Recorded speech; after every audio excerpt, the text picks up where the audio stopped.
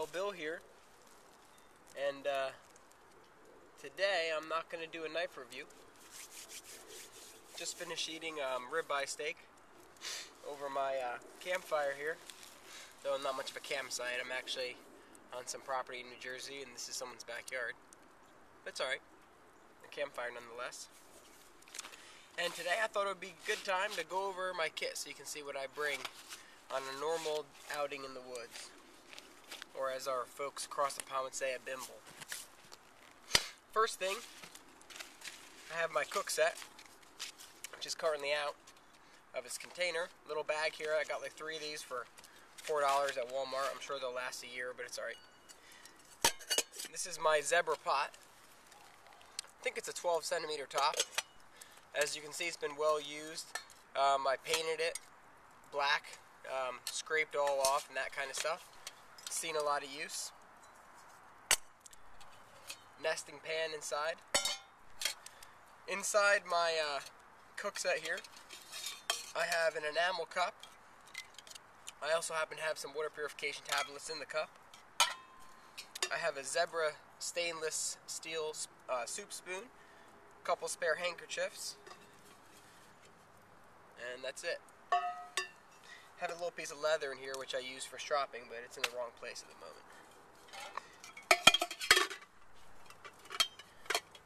There's no food in here right now because I wasn't planning on staying out long today, but there's enough room in here even with these items where you can keep a container of coffee, oatmeal, rice, whatever you need to do, some bouillon, whatever it might be.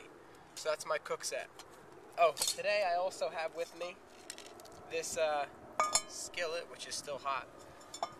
This skillet, it's a Logic 8-inch skillet, I think, which I just used to cook a delicious ribeye steak over the fire. And I have my light my fire green spork. So that's the cook set. And that goes in this bag. My next little container here is this little pouch. This is where I basically keep everything else. First thing in here on top is another little pouch. I love my little pouches.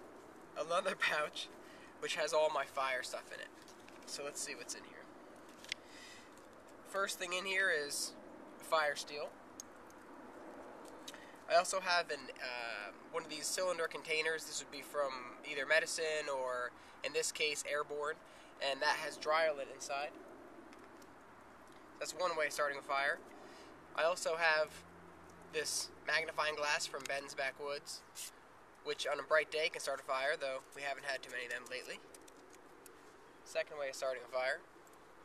And then I also have a length of paracord here and some Burt's Bees rescue ointment, which is kind of like a lip balm or something like that. I use it for lubricant for the bow drill. So I can also make a bow drill here. Those are my 3 ways of starting a fire. Typically in my pocket or something like that, I'll carry some matches, a little matchbook. So that first pouch had all my fire making things in it. And then I carry another fire making method on my person.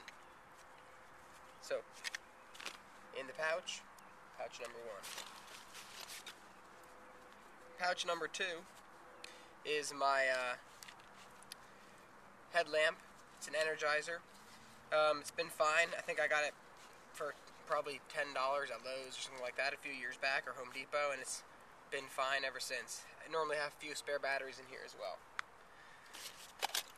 You go a little deeper, and then I come into those. That's it.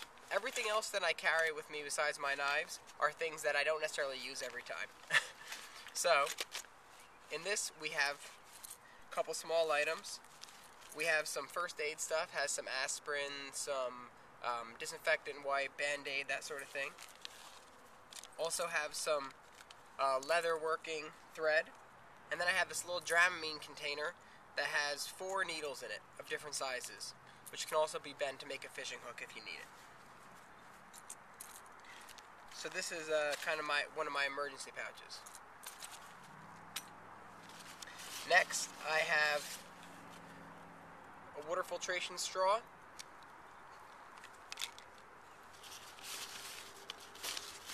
have a leather strop,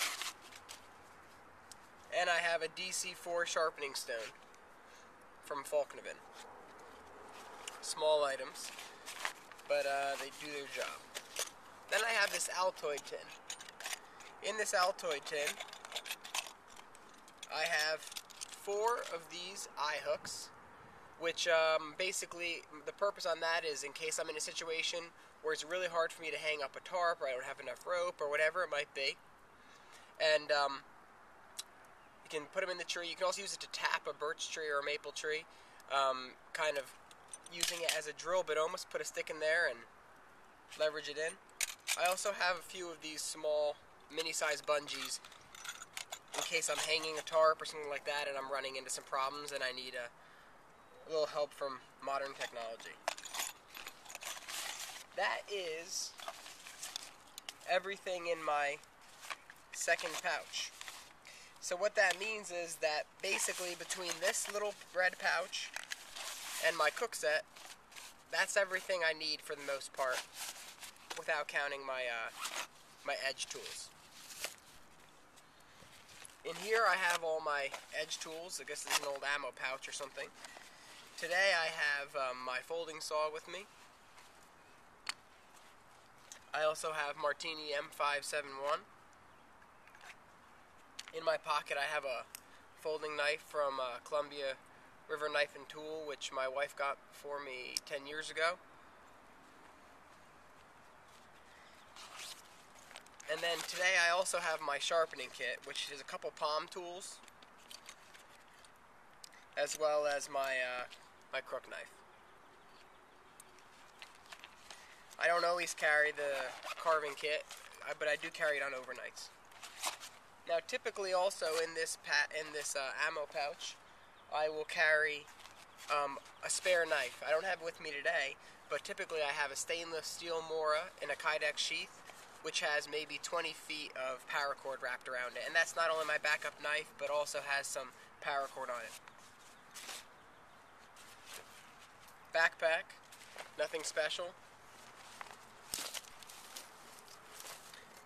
And then I have my Nalgene bottle and a nesting GSI cup. So I have this cup as well as the blue enamel cup, just in case I want to drink something as well as eat something. And that's it. I don't carry a lot of fancy things. I try to actually trim things from my pack with each passing year, so I'm carrying less and less, and you'd be amazed at what you really kind of can live without once you learn some basic tricks. I should have a compass, but I don't have one at this point in time. I had a really cheap junky one, but it would be worth my while to get a decent one, like a Brunton or something like that. On overnights, I carry either 2-man 10, which is really small.